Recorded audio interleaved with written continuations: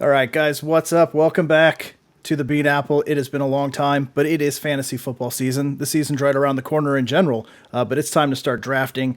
We're going to break down the guys that you need to avoid, the sleepers that you need to draft, and the guys that are going to win leagues for you. So, with that, John, you ready to talk about some fantasy football? I'm ready. I'm pumped. I got my first draft tomorrow. It's a live draft. I haven't done a live draft in friggin' forever, so it's going to be fun. And it's a keeper league. And what's crazy is I don't know who I'm keeping yet. That's the crazy part. Well, you're I going have to no figure it out idea. I'm after going to this figure it show. out after this show's going to guide me. I like it. Yeah, absolutely. Like when you say live, you're saying in person live In or person online? live. Yes. Oh, those Yep. are so Yep. much fun. In person live. Guy I work with and a bunch of coworkers of mine at Pratt. He's smoking a bunch of meat tonight at like midnight. He's waking up, ribs, pulled pork. I'm making a mac and Yes. cheese. He's going to throw it in the smoker when I get there. Probably be there 4 or 5 hours. Drink a little beer, of course. So Yeah, it's going to be a fun time, really good time. no, I'll take some pics and I'll send it to you because it's actually pretty cool. that's awesome. That sounds fun. And that's the best part is like the shit talking's live. So it just makes it Yes, more intense, like you can't mess absolutely. up. You No, can't mess up because the ridicule is like in your face, not just across a right, computer right, screen. So that's good. exactly. All right, so let's start this off. I'll start it off with players that I am avoiding altogether. Three players that I think you need to stay away from. One for draft position, and two for their current situation. Yeah, So with that, I'm going to start off at the top here. First round, back ish end of the first round, Najee Harris. Second year, expect big things from him. Everybody did. He had a great year last year. I don't trust the situation. Mitch Trubisky makes me nervous. Kenny Pickett, who knows what's going to happen there. Trubisky hasn't shown anything, right? Everybody's high on him because he backed up Josh Allen last year. I don't know why that makes him and now a starting quarterback when he hasn't shown it yet in Chicago. So I don't trust it. I know the offense is still going to be okay. The offensive line is okay. I don't like it for that reason. Just I feel like they're going to stuff the box. They're going to try and make Trubisky beat him or Pickett, whoever's starting at whatever point of the season we're talking about. But I would expect defenses to just fill the box, shut Najee Harris down, and make one of those quarterbacks try and beat them with their arm. That's what I would do, and I don't expect Najee Harris to get a lot of running room because of that. Number two, this is going to go crazy, John. You're gonna like this one. can't wait to hear it. Devonte Adams, wide Ooh, receiver number ooh. 4.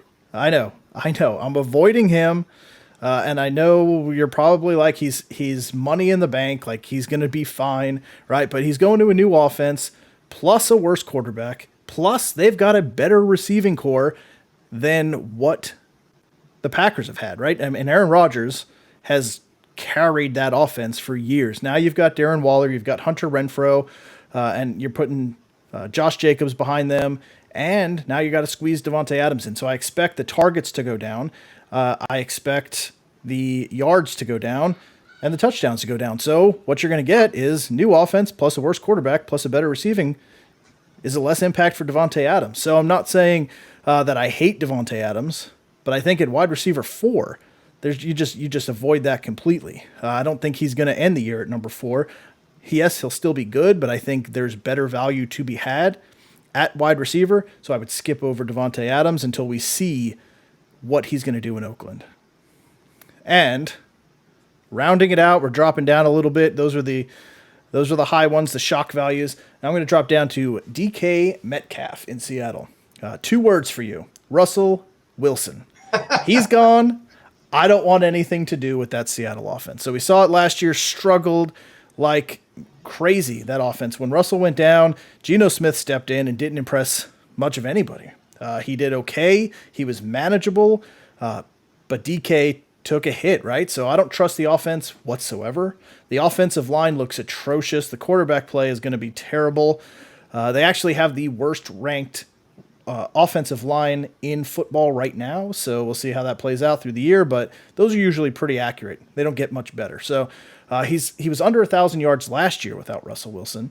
Touchdowns saved him. He had 12 touchdowns. So that kind of padded his stats a little bit and make him look a little bit better than he really did, but I don't think he's going to break 1,000 yards again this year. Like I said, he is down there a little ways, but I mean, when you're talking in the range of Chris Godwin, Mike Williams, Amon-Ra St. Brown, even Allen Robinson, like why would you not target those guys and take the potential upside over DK Metcalf and a potentially horrific Seattle offense? I mean, it doesn't make sense. Skip them all together. Let somebody else handle that one. And if you think back to most of the beginning of the year, DK Metcalf was terrible. He saved it later on, but I mean, I remember people talking about, should I cut DK Metcalf last year? So, Right. so just avoid him this year. See who they draft next year at quarterback with the first pick, and we'll readdress it in 2023. So that's my top three. Avoid Najee Harris, Devontae Adams, DK Metcalf. Leave them on the board. Move on to something else. That's what I got. Nice. A little bit of a shocker. So I'm going to go into players that are being drafted way too high. So this is just ADP, and I know that the mock drafts kind of base that right now, but they were already preset prior to this.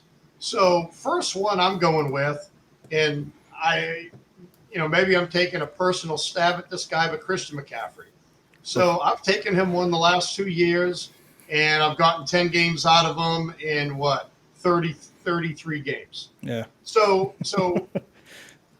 he's going, average draft 2. I've done some mock where he's gone 1 a bunch of times. Yep. Who am I going to take ahead of him? Quite honestly, I would take Taylor, Eckler.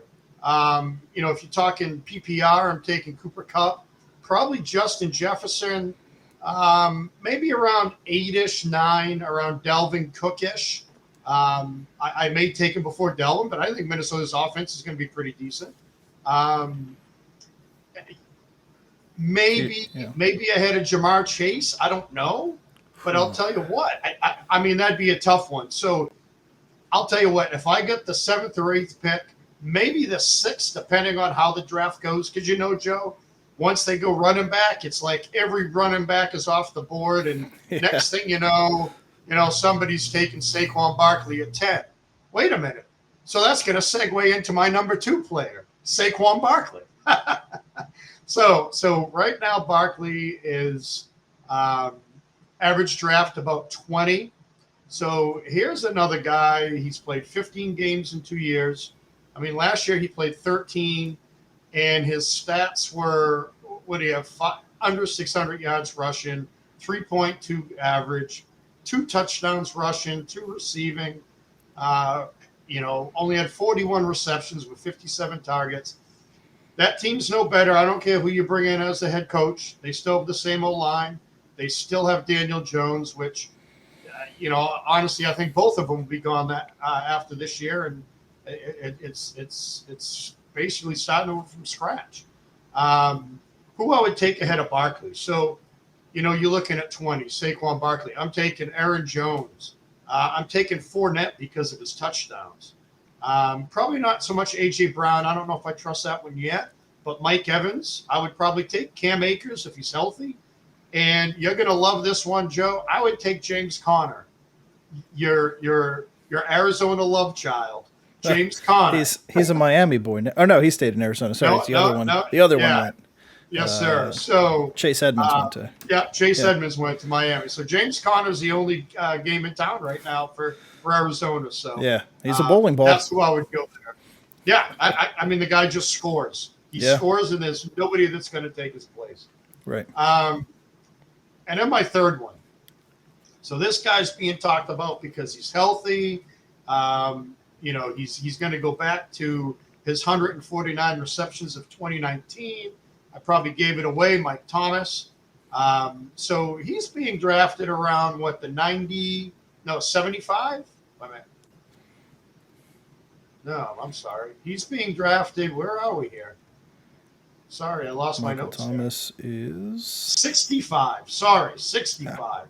Yeah. So you're talking 65 for a guy who didn't play last year at all and only played 7 games the year before. Didn't really have great stats in those 7 games. And you're talking he was playing with Hall of Fame quarterback Drew Brees. Jameis Winston, again, you know how I feel about Jameis Winston. He was having a great year last year before he got hurt. Different offense, though, totally different offense. And I'm sorry, at 65 right now, ADP after 65, I'd take Judy after him. I think Gabriel Davis would be a steal before him at 69. Adam Thielen, Elijah Moore. I'll show you a little bit of love. There he is. Cordell Patterson, I'd probably even think about taking. Rashad Bateman, he's the number one in Baltimore going into the 70s. So to me, a lot safer options. And I get it. You're talking 6th round, but Joe, kind of like you were saying, man, that what wins you your league is not your first 2-round picks. It's not your first and second round pick. Right. It's your depth. It's your 6th, 7th, 8th, 10th, 11th round. You know what I mean? When you get that wide receiver 2 or 3 that ends up putting 1 numbers in the 10th round. So there's mine. CMC, Saquon, and Michael Thomas. I think all great players 4 or 5 years ago in a draft. This year, though, I think drafting way too early. Yeah. All right, well, that's a perfect segue because speaking of guys you're drafting in the middle, right? This is the guys we're going to close it out with that you want to take to win the draft, right? First and second round, you do have to hit that. You lose one of those guys, it hurts. It's hard to make up, but it's not impossible to make up. But where you're going to make up the ground is in the middle rounds. 7 through 10, you're going to make your money. Like that's the money rounds, right? So I'm going to give you 3 names that I want you to keep an eye on. See how your draft falls. Target these guys if you can. First up, I'm going back to the well with DeAndre Hopkins. I know he's suspended for the first 6 games. He's going in round 9 right now. This is a guy that could put up 100 yards without barely breaking a sweat. I mean, he's that good. Multi-touchdown games, always a threat. They're in that air raid offense in Arizona. He's going to come back for the second half fresh, where everybody else is going to be tired. He's going to have fresh legs. He's still a superstar. He's somebody that you're going to want to grab when round 8 and 9's coming up. Start getting him in that queue and start looking at him because he's not going to be there for very much longer. So if you're sitting in round 8 and you need a wide receiver, grab him and stick him on the bench. Let him sit there for 6 weeks and then stick him in your starting lineup and just watch him eat because he's going to eat when he comes back. And then we're going to go back. Now, this is where it's going to get a little bit tricky because my 2 guys to close it out are going in the same round. So you're going to have to get creative if you want to get both, but you can get one or the other. So first off, I'm going to the home team, my New York Jets. I love Elijah Moore in the 7th round. He is stepping up as the number 1 receiver there in Arizona. You got me there, John. In New York. He's in an offense now that has a lot of weapons. It's going to make it a lot easier to get open. That was the big thing with him last year and all of the Jets offense was nobody could get open because the skill level players, the good skill level players were all hurt. So you're playing with much weaker second and third tier wide receivers, and they couldn't get separation, caused a lot of issues. Now you got Garrett Wilson, you got healthy Corey Davis, you got Breece Hall and Michael Carter, and Elijah Moore. You got 2 tight ends there in Uzama and Tyler Conklin, who I both absolutely love. So nice tight end weapons. It's going to give them more time to either block or dump offs, which is going to keep the defense a lot more honest. So it's a lot of one-on-ones with Elijah Moore, and I don't think a lot of people in this league can cover Elijah Moore one-on-one. So he looks explosive in camp. Being a Jets fan, I watch a lot of Jets stuff. So I'm telling you, he is breaking ankles out there. His cuts, his routes are so clean and crisp, and he's gone. Once you get him the ball, the dude's gone. So if you could get him in the 7th round, I think he's going to be an absolute monster. So he finished the year last year. He had 6 or more targets in 9 out of the last 10 games that he played, which is good in the offense that was terrible last year. I expect that to be even higher. And he had 2 games with over 10 targets in those games, which is nice. Feeding. So, all right. And he looks explosive. 79 yards again in that last game, 10 touchdowns in his a touchdown in his last 5 games. So he ended the year good. He did get hurt the last couple games, but when he was in that stretch, he was one of the best wide receivers in football. He was crushing, and I expect that to pick right back up again. So that's going to be nice. Now, the problem is if you want to get this next player, who I think you're going to want to get, you're going to have to reach a little bit early on one of them. So Tony Pollard is my last guy that I think you need to get, right? And you're like, oh, great, Tony Pollard, you're really winning a league with him. I don't trust Ezekiel Elliott anymore. I know they're going to feed him because of the money, but we saw Tony Pollard take a huge role in that offense last year. He had 130 carries on a team that had Ezekiel Elliott. I think Zeke's fading off. I think Tony Pollard's coming on. He's going in the 7th round again. He was 4th in yards after contact last year behind some guy named Jonathan Taylor, Nick Chubb, and I think because of the way that he finished this year, Rashad Penny in Seattle, or last year, excuse me.